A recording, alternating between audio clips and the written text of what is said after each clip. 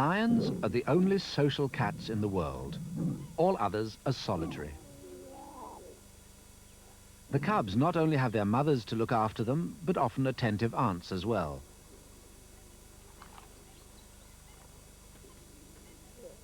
Within the pride, there are always companions to play with. A lion has a great deal to learn, including how to kill. First attempts often end in failure.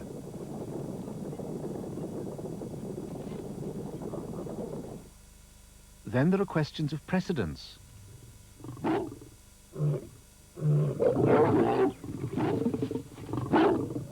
adult male receives a lesson from a more powerful companion.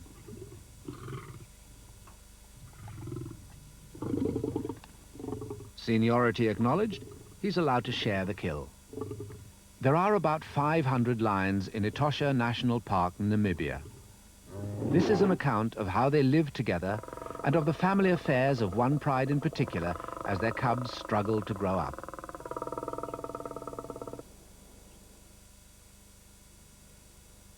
Until recently, Namibia was known as Southwest Africa. It's a huge country lying between Angola and the Republic of South Africa. Namibia's Etosha National Park is almost the size of Wales. It centres round a 75-mile-long, occasionally flooded lake bed called the Etosha Pan. The Ombika Pride, named after one of Etosha's waterholes, is dominated by two immense males, each weighing 550 pounds. One is gold-maned, the other black. So long as they're present, no other males dare to muscle in on Ombika preserves.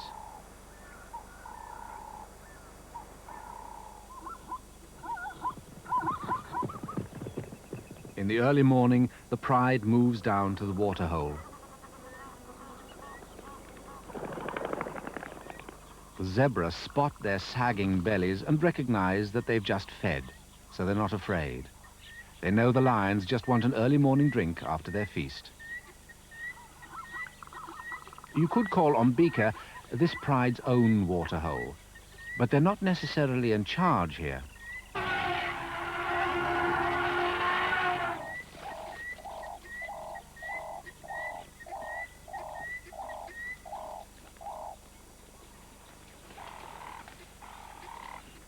With 6 resident lionesses and frequent young additions, pride strength varies all the time. At the moment, they number 19. The protection of 2 big males, plus a year-round supply of game in the area, makes the pride an extremely stable one. With so much prey available, hunting failures aren't so important.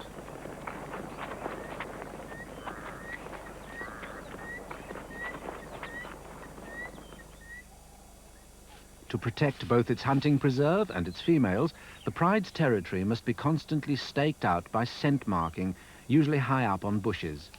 The males range for miles, often at night, renewing scent marks as a keep-off warning to other lions.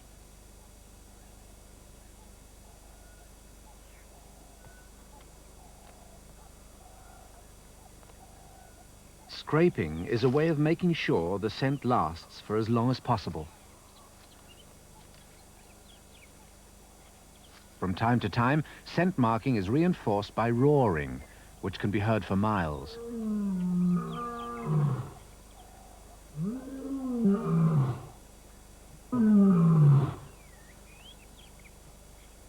The resident lion samples scent left by an intruder. He cancels it out by leaving his own mark.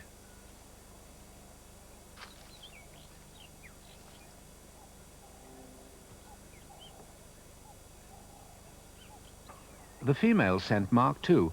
When a lioness is in season, this has a powerful message for the males.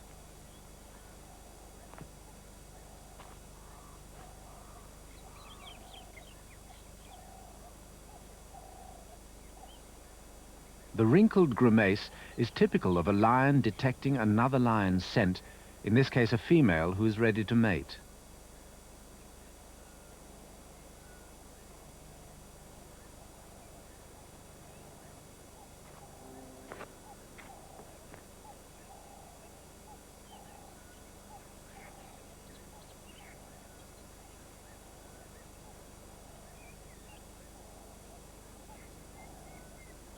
The grimace is sometimes a prelude to an advance or a rebuff.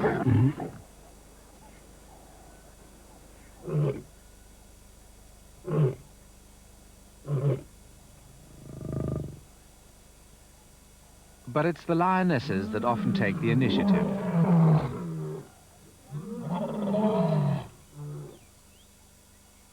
The eternal triangle is a frequent occurrence. In this one, there are two males. Mating fights are one of the few times when rival males inflict quite severe wounds on each other.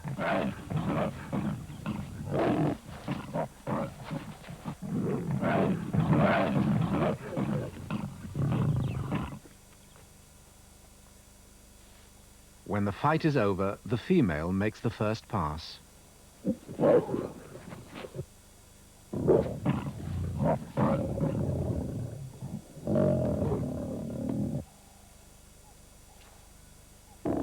Back the victor goes to make sure his rival has got the message.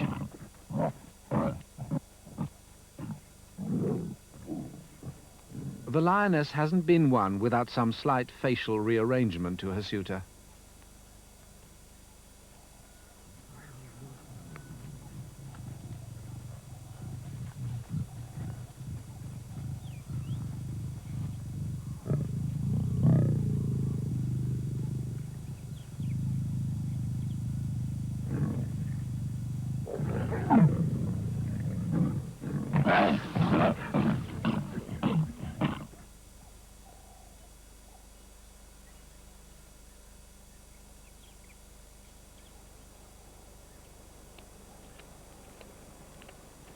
The cubs are born after a gestation period of between 105 and 112 days.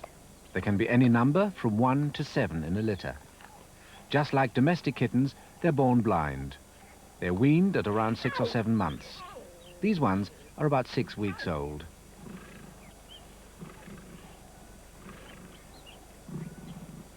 There's no telling who their father is. In this pride, it could be either black mane or Goldie. Cubs in the same litter can have different fathers. Both big males probably mated with the same lioness.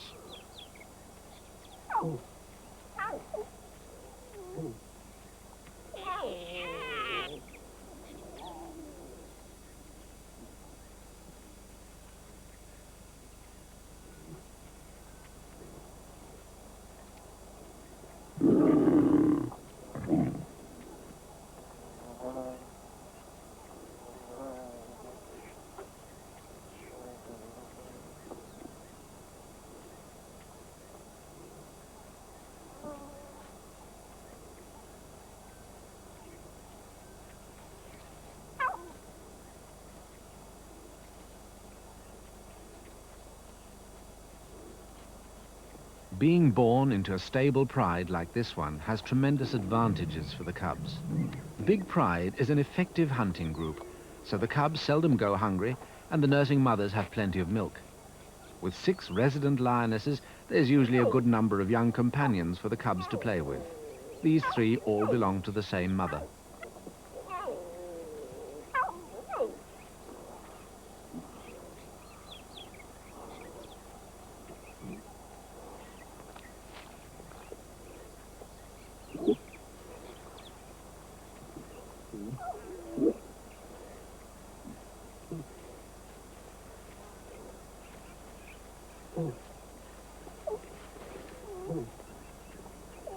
Lionesses are extremely firm with their cubs, but they're also very tender.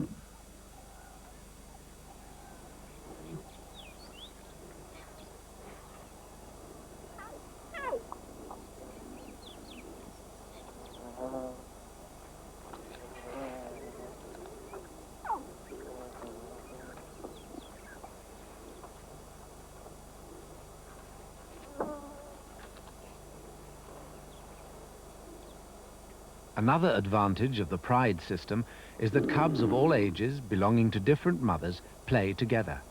So the smallest cubs learn the rough and tumble of life at an early age and grow up increasingly able to take care of themselves.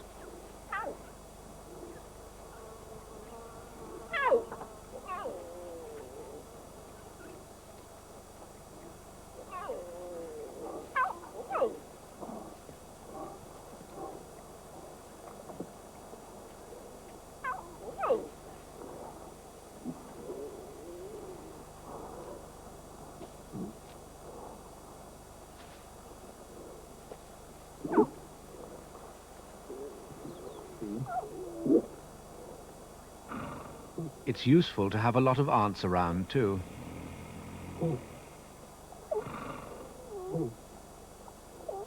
Cubs know that they can appeal to almost any of the lionesses for affection, and sometimes even for milk, if there's another nursing mother in the pride. If they're not welcome, they're politely told to go away.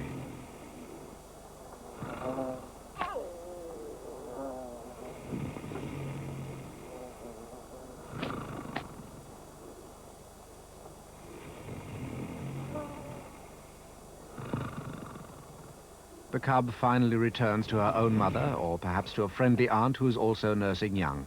It's sometimes hard to tell.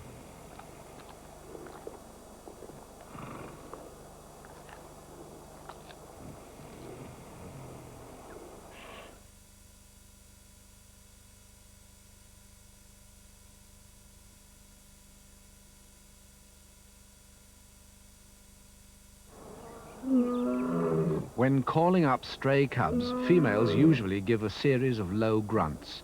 Here she's roaring.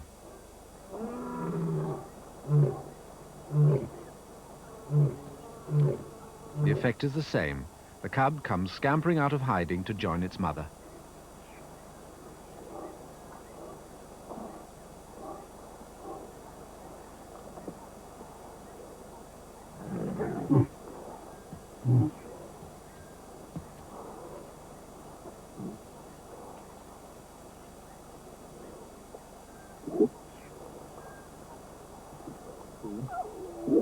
The advantage of having sisters or half-sisters willing to take care of each other's cubs really comes into its own when a mother is seriously injured as a result of hunting. Some of these cubs don't belong to this lioness, yet she's leading them down to drink.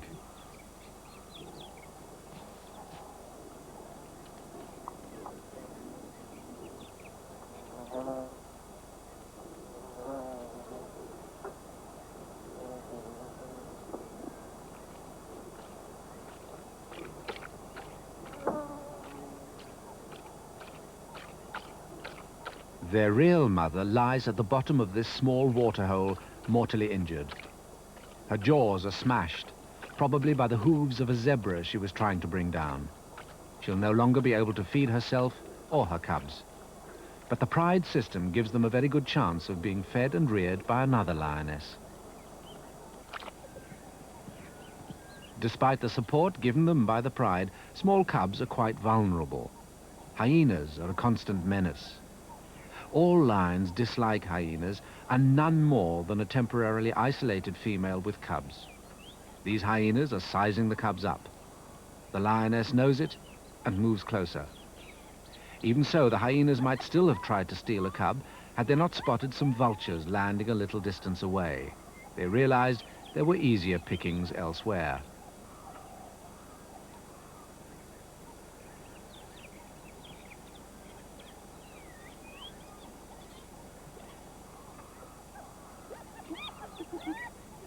Perhaps the most difficult thing when making a film about lions is that they spend over 20 hours out of every 24 just resting and sleeping.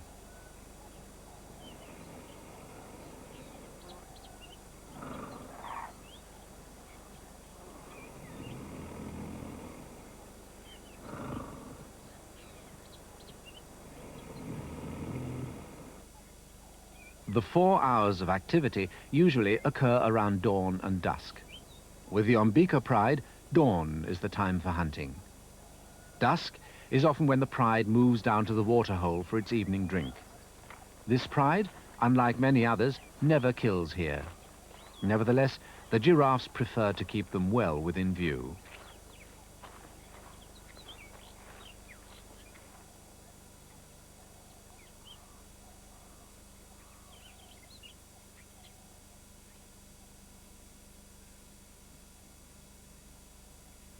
The giraffes have got young with them, and they're taking no chances.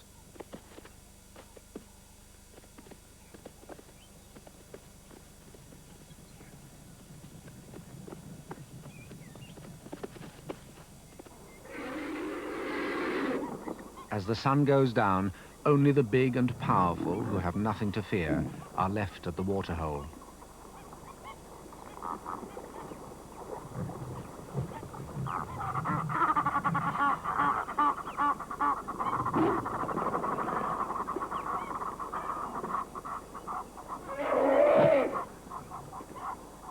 king of beasts backs down when an elephant wants his drinking place.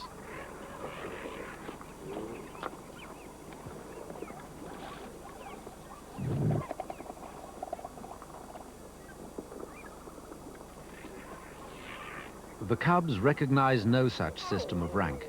All they know is that it's cool, and the cool of the evening is a fine time to play.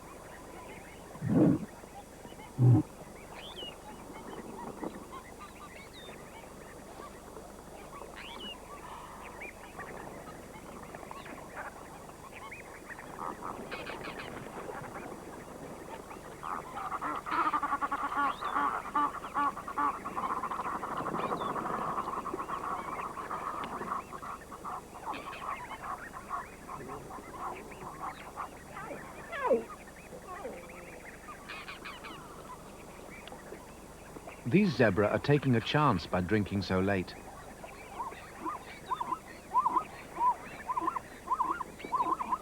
A large pride often gets scattered over a wide area. Dusk is the time for letting any missing members know that everyone else has gathered beside the waterhole.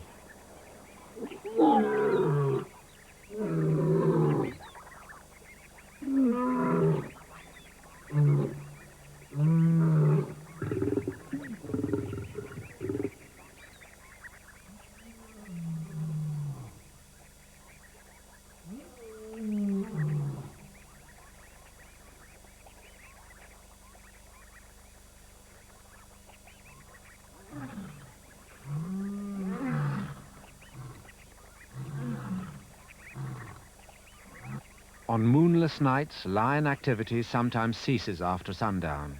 But on the night of the full moon, there'll be plenty of action beside the waterhole at Ombika.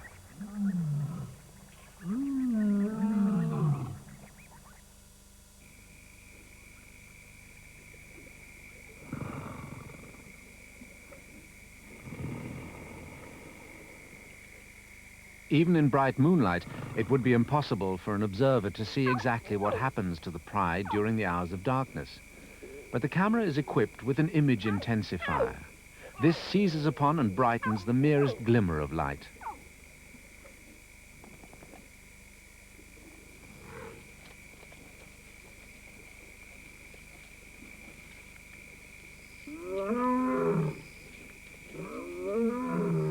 The arrival of some elephants makes a lioness uneasy for her cubs. She calls them to her.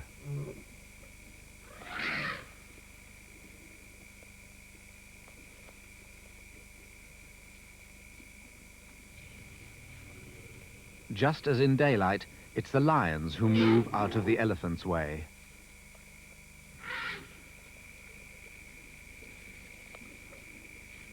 As so often, it's the young elephants who throw their weight about as if trying their strength.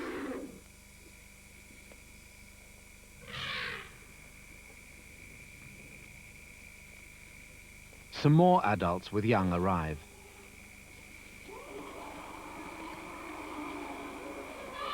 Etosha is one of the very few places left in Africa where black rhinos live. During the daytime, they're secretive and seldom seen. At night, they come to drink. They're not too keen on sharing the waterhole with lions either. Even a big male like Blackmane begins to feel uncomfortable.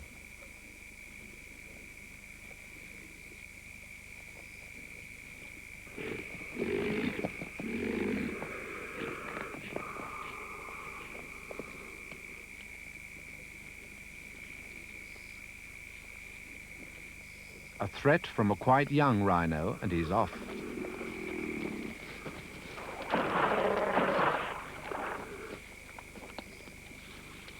An uneasy truce follows, both sides keeping their distance.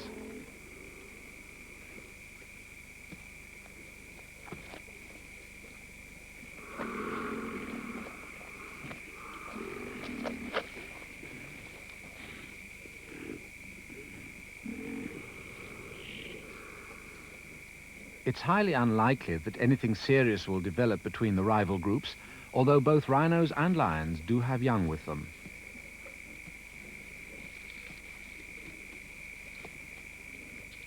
After a time, it's the lion cubs who turn the encounter into a game.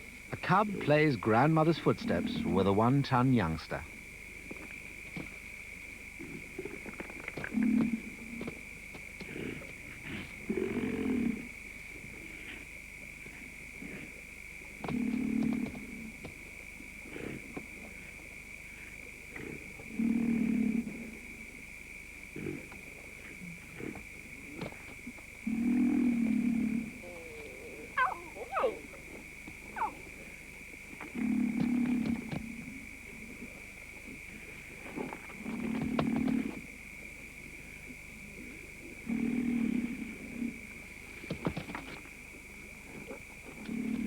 Now a rather larger rhino moves in to support the youngster, but the cubs aren't impressed.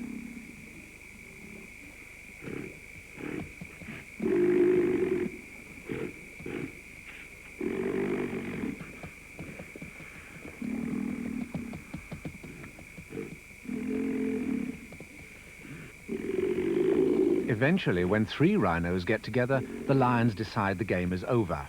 They retire to do what they've really been meaning to do all the time, sleep the rest of the night away. They won't stir now until dawn, and it's time to go hunting.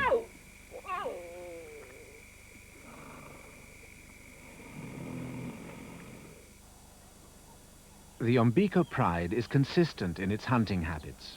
It never kills at its own waterhole, and it prefers to go after its prey around dawn.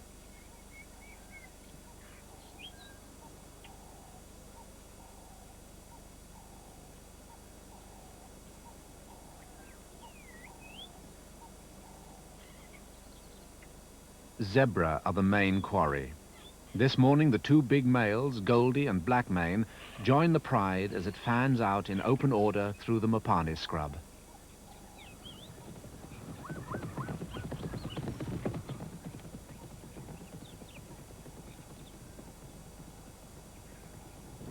The big zebra herds are wary. Single animals are more easily surprised in the thick cover.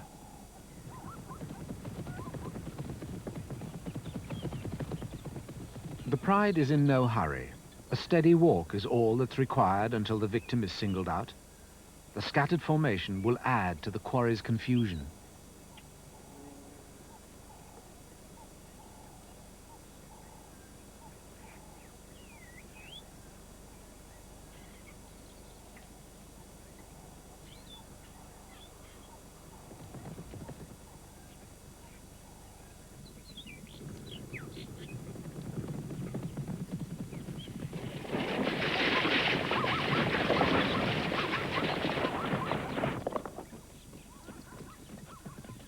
The victim is a youngster, not so quick in its getaway as its more experienced companions.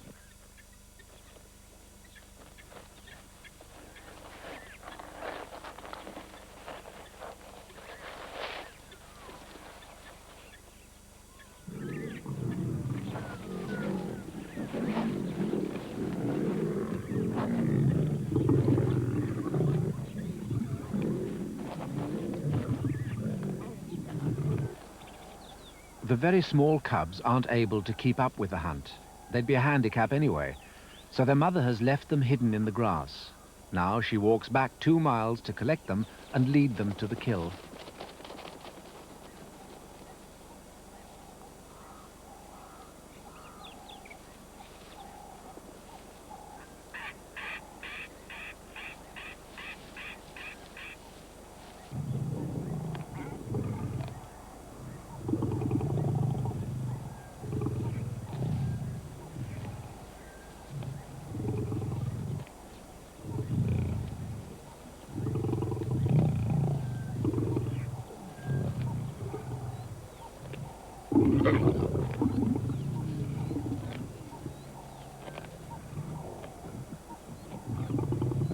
In many prides, very small cubs arriving late on a kill would have to go without, or even get driven off. The Ombiko pride's territory is usually so well stocked with game that there's seldom a food shortage. so the lioness is quite happy to leave her infants to fend for themselves. But this one will have to be quick. The kill is fast disappearing.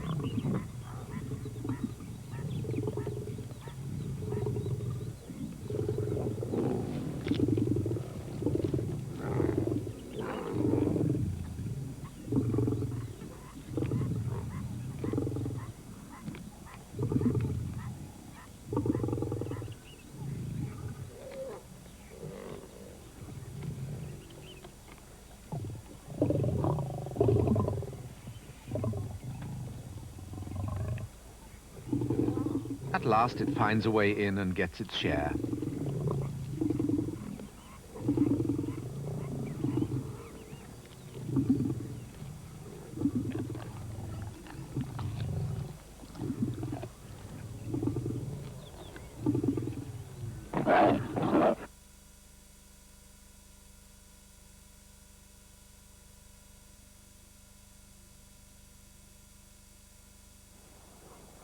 Small cubs have a lot to learn, and one important lesson is not to be a hindrance in a hunting situation.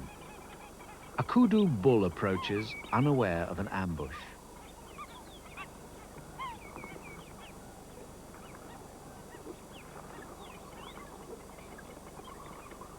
Not knowing that their mother is lining up their next meal, the cubs continue to play.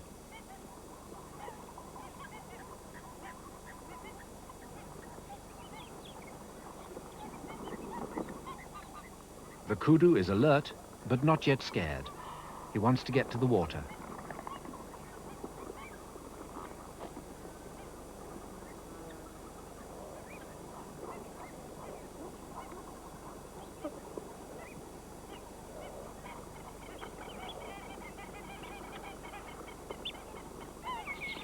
A call of alarm. Something's given the game away.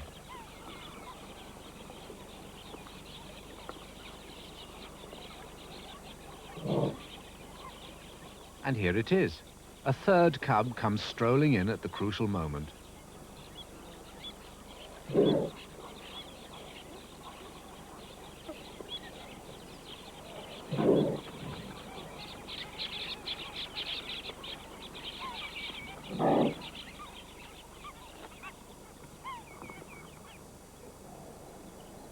If they're to survive, cubs have to find out what's good, or at least possible, to eat.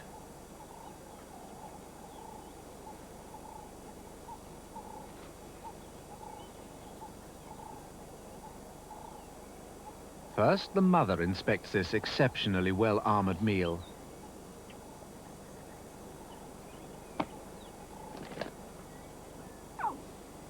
Then she retires to watch the cubs try to find an answer to the problem.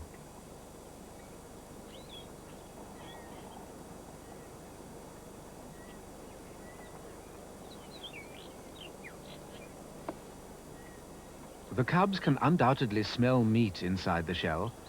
They don't yet understand that claws and teeth aren't very good for extracting it.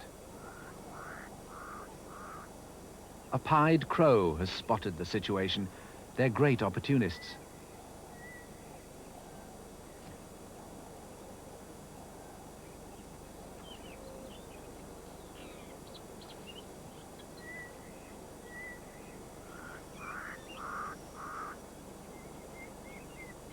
Though this tortoise won't provide a meal, lions do eat a surprising variety of things, including carrion, small mammals such as rabbits and hares, and even, occasionally, fruit.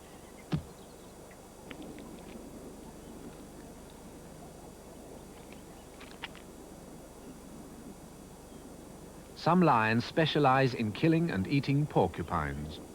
In the neighboring Kalahari Desert, porcupines are high on the list of their prey. This particular Etosha lion also seems to be a porcupine expert.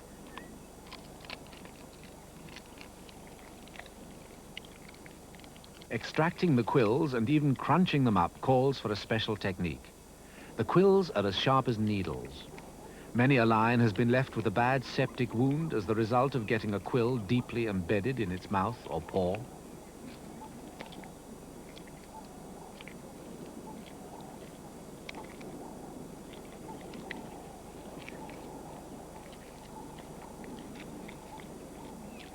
The attraction of a porcupine as prey is probably that it's slow and easy to catch. An adult can weigh 40 pounds, so there's a worthwhile amount of meat on it for a single lion.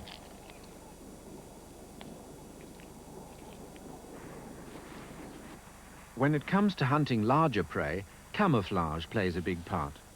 If you've ever wondered why lions are golden yellow, these scenes provide the answer. The color of a lion might be described as the color of Africa. You'd never know they were there unless you walked right into one. This, of course, is what they're hoping that animals like these zebra will do. In tall yellow grass, the zebra's best defense is to move in line astern.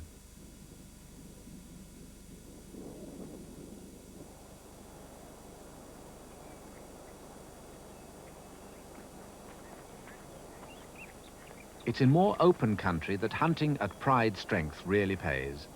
Some of the pride waits in full view.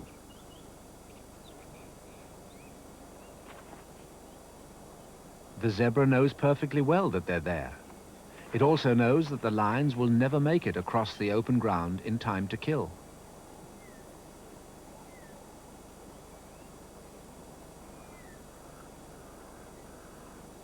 A prudent withdrawal seems the best policy. It's the other lions, the ones that the zebra can't see, which are the ones to worry about. Another party approaches. With them, a single wildebeest. Tossing of the head is often a sign of nervousness when they suspect lions are around.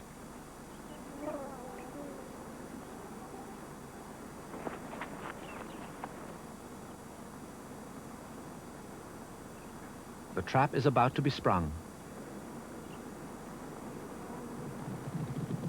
This time the zebra are too wary.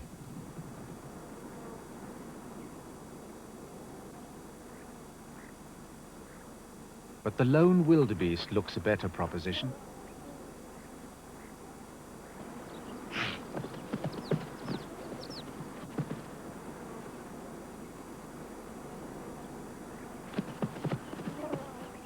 It's amazing how many failures lions have, even when hunting as a pride.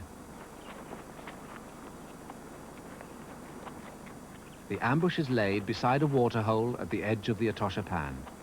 A steady stream of animals can be expected as they come to drink.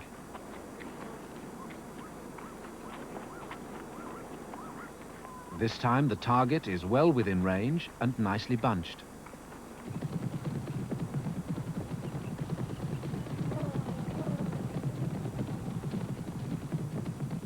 A lioness coming from the other direction made the kill in the cloud of dust.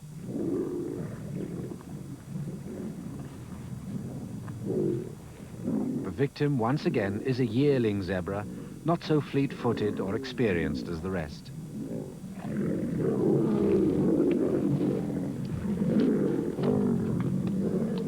The whole pride of 10 lions converges to claim its share.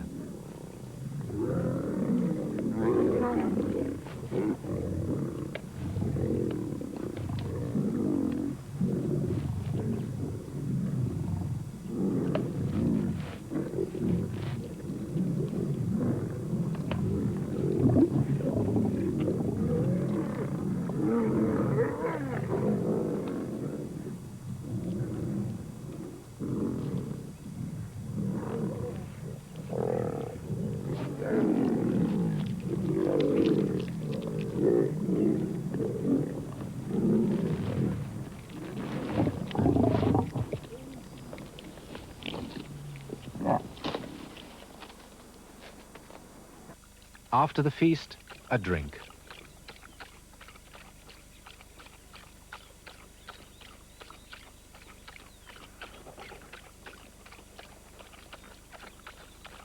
Anyone who owns a cat knows how it uses the rough upper surface of its tongue to lap up milk.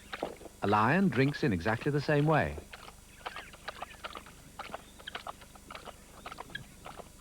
It often drinks about a gallon at a time and takes as much as 10 minutes to lap it all up. In slow motion, you can see the upper surface of the tongue at work.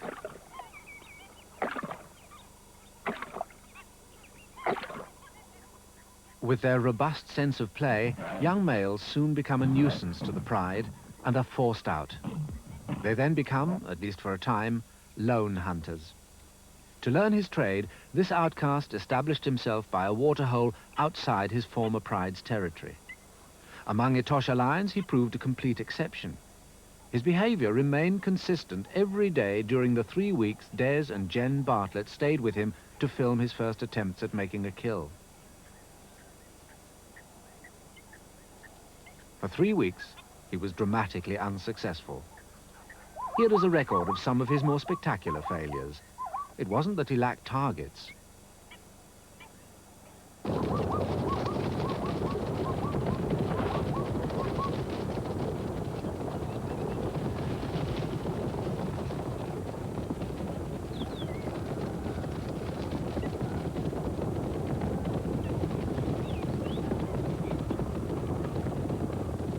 He loses them in the dust.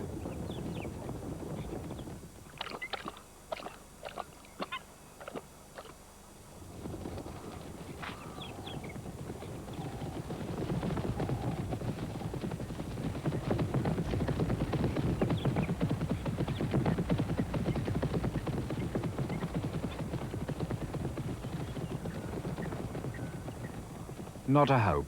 He left himself too much ground to cover.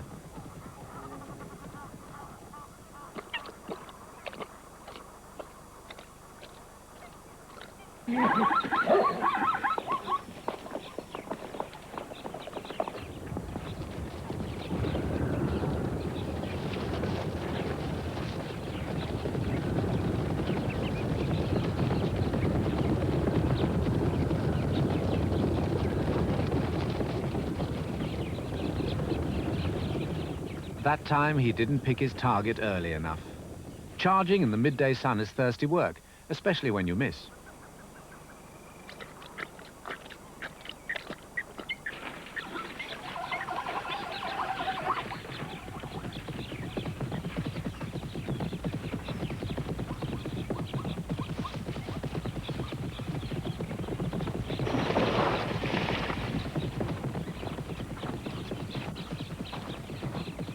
A knockdown at last, to the zebra.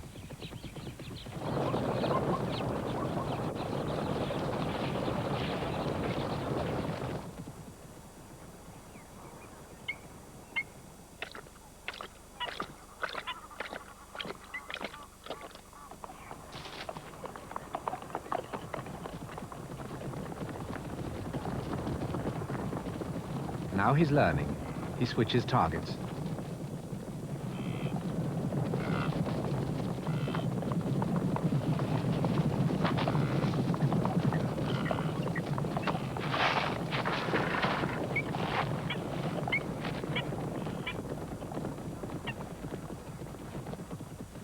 It is hard to understand how this young lion survived for 3 weeks until he made his first kill.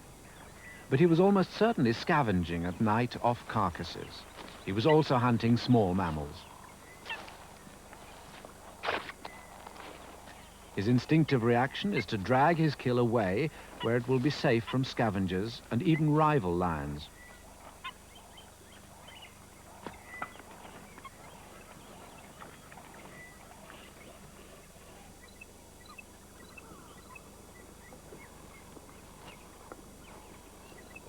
He's had plenty of time to choose a spot. It's an isolated bush which he believes will be safe.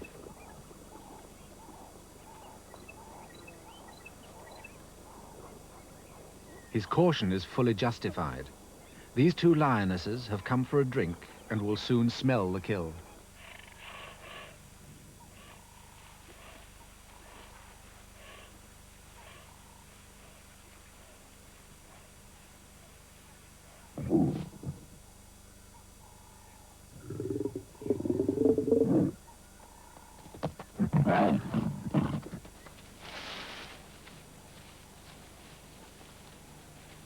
The young male has finally grown up. He can not only kill, he can also defend his spoils.